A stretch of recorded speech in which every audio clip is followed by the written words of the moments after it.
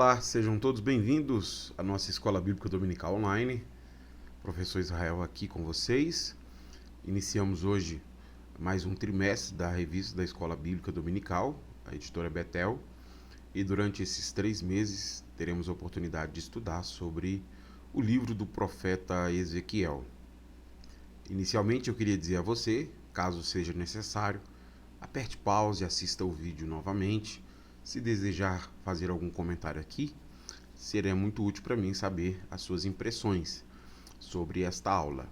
E não deixe de voltar na semana que vem para a nossa segunda lição desse primeiro trimestre de 2022. Bom, a chamada do profeta Ezequiel é o título da lição de hoje, e como uma introdução a este estudo do trimestre, eu quero dividir a nossa aula em 4 sessões diferentes para nos ajudarem a fazer um apanhado geral de tudo aquilo que nós vamos estudar aqui durante esses 3 meses. A primeira coisa, então, é passar de forma bem geral e sobre o ambiente político onde o livro é produzido, sobre a vida do profeta Ezequiel. Mostrar também, no segundo momento, este ambiente social, como as questões políticas afetam aquelas questões do ambiente social e como este ambiente social acaba moldando o profeta, que é a nossa terceira sessão. O profeta, a maneira como ele percebe toda aquela realidade e a maneira como o próprio Deus o levanta como um dos seus arautos. Por fim, eu gostaria de fazer uma aplicação à nossa aula e assim encerrar a aula de hoje. No final, aqui embaixo, no link da aula, você vai encontrar uma atividade para avaliar o seu conhecimento. Não deixe de fazer para verificar se você aprendeu aquilo que eu tenho como intenção lhe ensinar acerca do profeta Ezequiel nessa lição de número 1. Tudo bem? Então eu conto com você na aula de número 2 e com a sua participação aqui na aula atividade. Vamos começar então destacando aqui um aspecto geral do ambiente político. Ezequiel nasceu num mundo turbulento. Eu queria que você desse uma olhada nesse mapa. Como é possível visualizar aí, o mundo está passando por uma mudança geopolítica. Você tem no Oriente Próximo aí a Síria, que aparece de rosa, comandava o mundo de época, e há uma expansão de um novo império, o que está em verde, o Império Babilônico.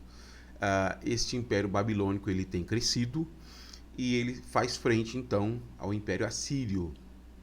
A Babilônia, que anteriormente era apenas essa região de verde, ela acaba, por meio das conquistas militares, expandindo seu território para essas áreas rosas. Então perceba que é essa mudança geopolítica que nós temos naqueles dias do profeta. A Babilônia está em franca expansão e agora ela é todo esse território, tanto verde quanto rosa. E sabendo disso, a gente percebe que é este o ambiente político dos dias do profeta Ezequiel. Você tem um reino em expansão que faz guerras e conquista novos territórios. Um desses territórios, como a gente pode ver na parte rosa, é Judá, o local de origem do profeta. E nesse contexto de expansão, onde eles invadem Judá, conquistam aquela terra, é que o profeta desenvolve o seu ministério. É interessante perceber sobre este elemento que estou destacando a vocês, que uma das práticas que os babilônicos faziam com aqueles que eram conquistados era a deportação desses povos vencidos. Então eles faziam a guerra, venciam a guerra e deportavam aqueles que eram vencidos para as suas regiões. Essa política de deportação ela era feita com 4 objetivos. Primeiro, eles deportavam para quebrar os laços de nacionalidade e de resistência. Segundo, eles deportavam para destruir estruturas políticas, removendo líderes civis e religiosos.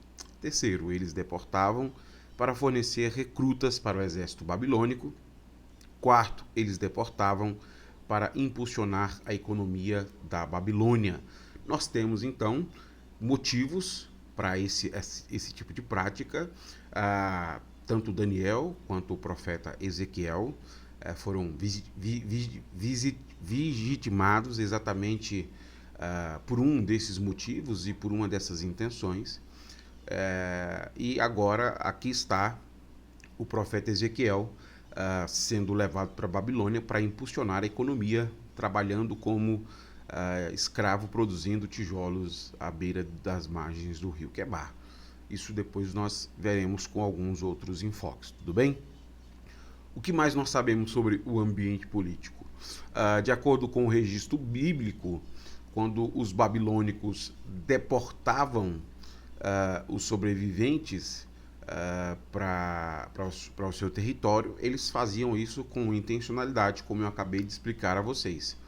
E este é o ambiente do profeta. Um império que avança, que deporta os naturais da terra e acaba afetando, então, o ambiente social, que é a segunda sessão desta nossa aula. Veja como o próprio profeta descreve este ambiente social. Ezequiel 1:1. Em 31 de julho de meu 30º ano, enquanto eu estava com os exilados judeus junto ao rio Quebar, na Babilônia, os céus se abriram e eu tive visões de Deus. Então, durante o ministério do profeta, os judeus estão distribuídos em 3 localidades principais. Nós acabamos de ler um desses registros. Como eu havia mencionado a vocês, assim que a Babilônia conquistava um território, ela fazia deportação e levava essas pessoas com objetivos específicos para fora do seu território.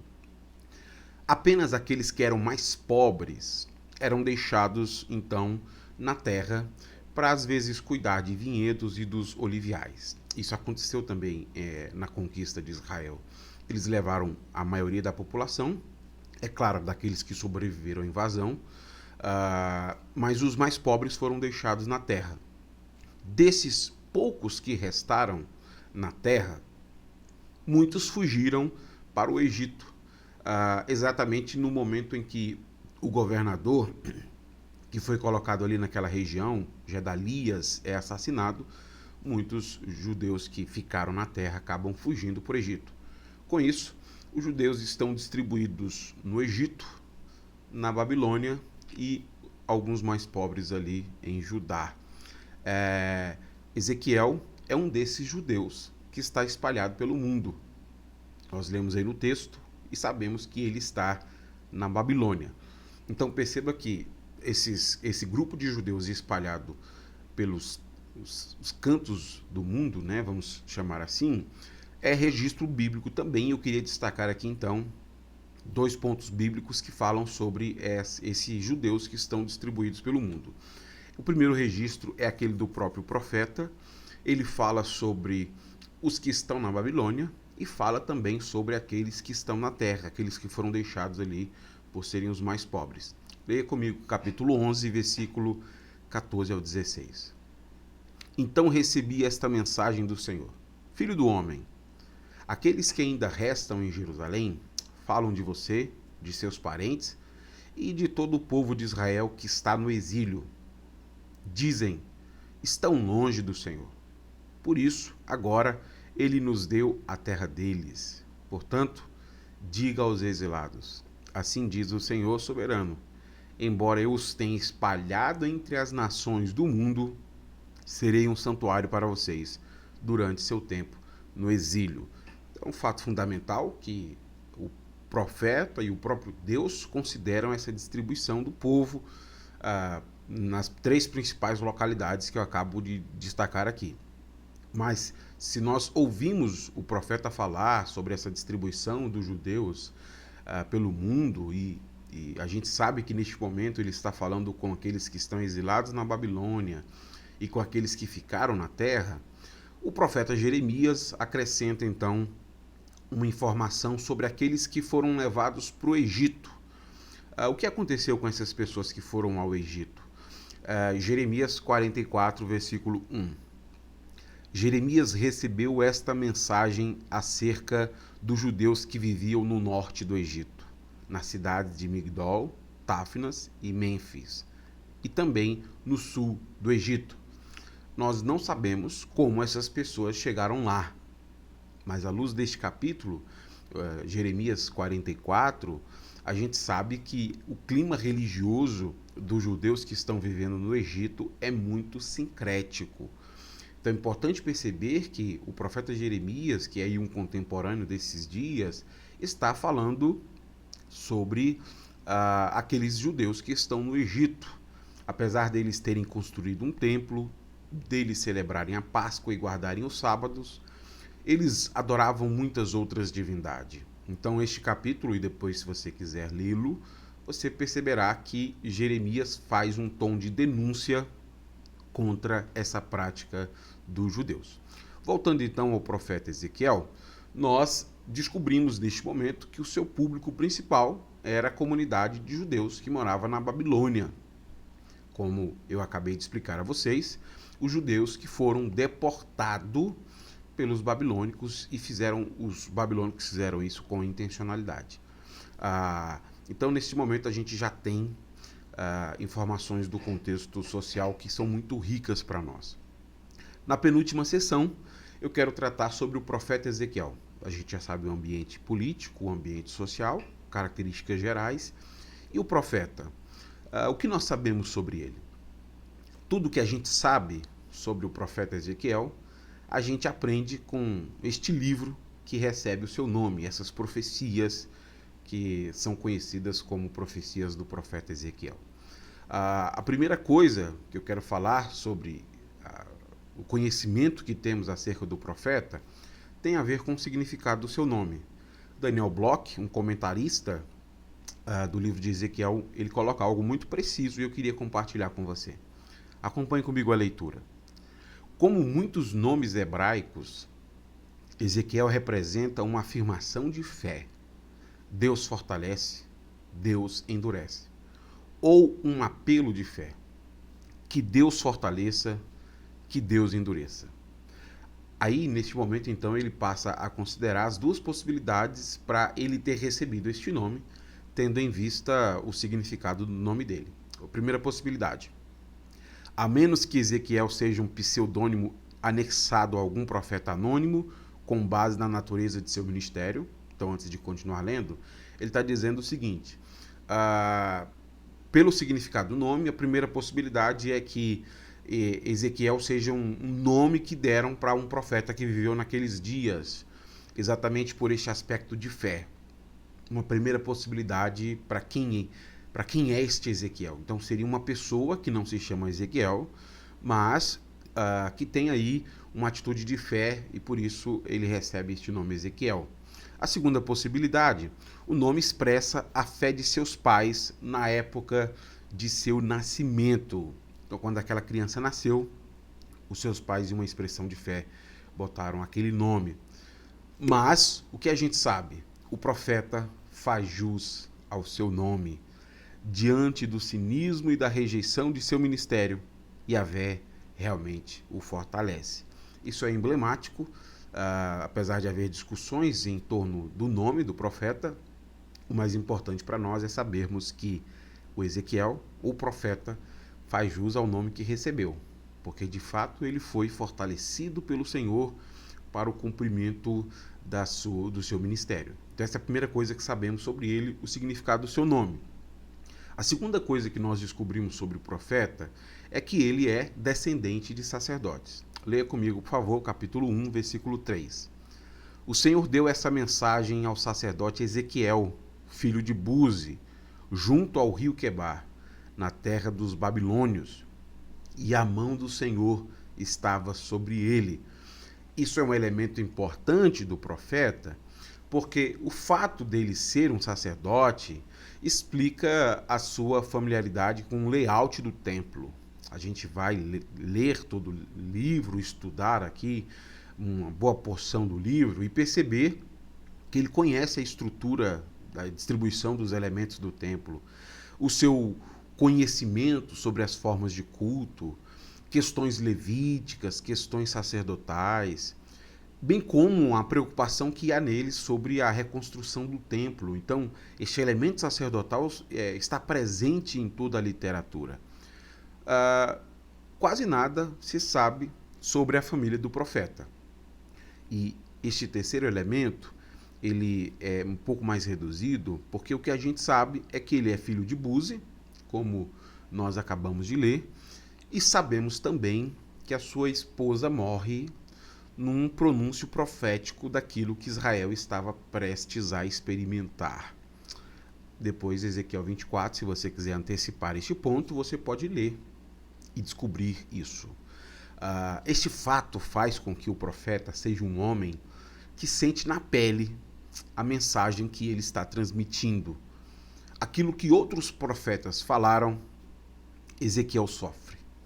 E essa leitura ela vai ser chave para nós, porque ela nos permite ver a maneira como o próprio profeta sente aquilo que Deus está sentindo.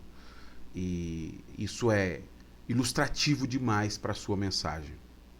Talvez por isso, por ele estar sentindo todas as sensações que Deus está sentindo em relação ao desprezo do seu povo, ao luto e à dor, é que o Espírito do Senhor entra sobre o profeta para fortalecê-lo. Por isso que o Espírito do Senhor o coloca de pé, para que ele possa ouvir a voz do Senhor.